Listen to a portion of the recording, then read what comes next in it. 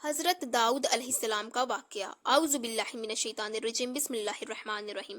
حضرت داؤد علیہ السلام کا واقعہ قرآن و حدیث میں بہت اہمیت رکھتا ہے، اور ان کی زندگی کی کہانی ہمیں ایمان، شجاعت، عدل و انصاف اور اللہ کے ساتھ تعلق کی اہمیت سکھاتی ہے۔ حضرت داؤد علیہ السلام ایک نبی اور بادشاہ تھے جنہیں اللہ نے اپنی خاص ہدایت سے نوازا۔ ان کا تعلق بنی اسرائیل سے تھا اور وہ اپنے دور کے عظیم ترین رہنماؤں میں شمار کیے جاتے ہیں۔ آپ کی زندگی میں مختلف پہلو ہیں جن میں آپ کی نبوت، بادشاہت، عبادت اور معجزات شامل ہیں۔ ان کی زندگی کا مکمل جائزہ لینے کے لیے ہمیں قرآن اور حدیث کی روشنی میں ان کے مختلف واقعات کو تفصیل سے دیکھنا ہوگا۔ حضرت داؤد علیہ السلام کی ابتدائی زندگی۔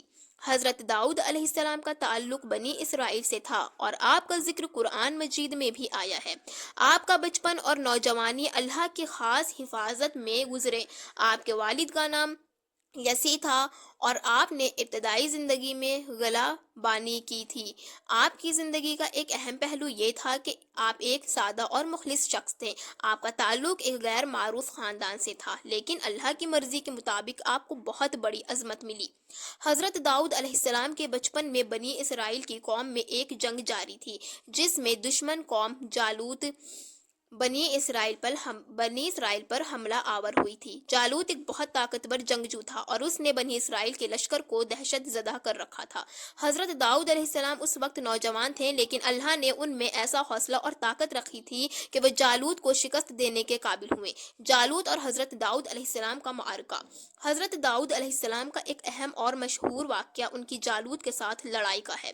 جب جالوت بنی اسرائیل کے لشکر کے سامنے آیا اور اس نے چیلنج کیا کہ کوئی شخص اس سے لڑنے کے لیے آئے، تو اس وقت پورا لشکر خوف میں مبتلا ہو گیا۔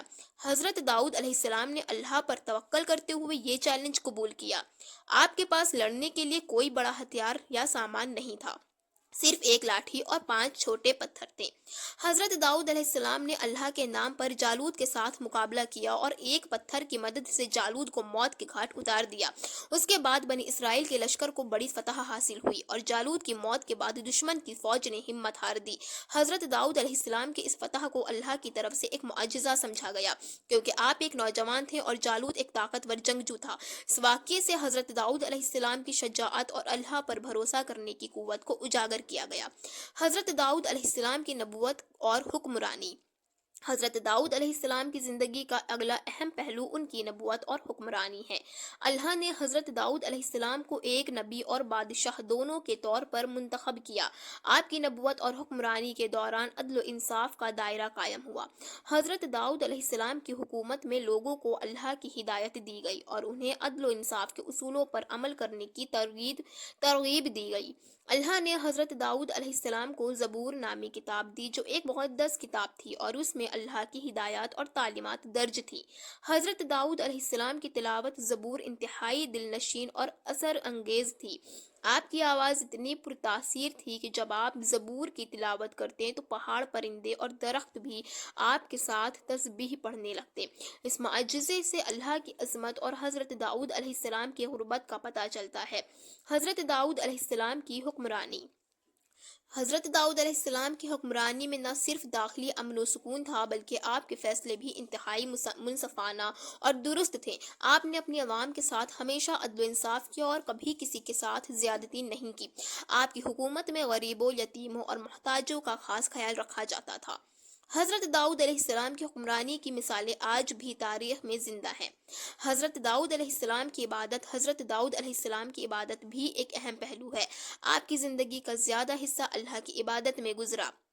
آپ کی راتوں کی عبادت اور ذکر اللہ کی طرف توجہ دینے کی مثال بے شمار ہے۔ حضرت داؤد علیہ السلام کی عبادت میں بہت شدت تھی اور آپ دن رات اللہ کے ذکر میں مشغول رہتے تھے۔ آپ کی تلاوت زبور اتنی پر اثر اور دل کو سکون بخشنے والی تھی کہ اس میں سننے والوں کے دل نرم ہو جاتے تھے۔ حضرت داؤد علیہ السلام کے بارے میں قرآن میں ذکر ہے کہ اللہ نے ان سے فرمایا کہ ہم نے تمہیں دنیا اور آخرت میں عظیم مرتبہ دیا ہے۔ اس کے علاوہ اللہ نے آپ کو یہ بھی حکم دیا کہ تمہیں پہاڑوں اور پرندوں کو اپنی آواز میں تسبیح پڑھنے کی قدرت عطا کی ہے۔ حضرت داؤد علیہ السلام کے معجزات۔ حضرت داؤد علیہ السلام کو اللہ کی طرف سے کئی معجزات بھی عطا ہوئے ہیں۔ ان معجزات میں سب سے اہم معجزہ آپ کا لوہے کو نرم کر کے مختلف اشیاء بنانا تھا۔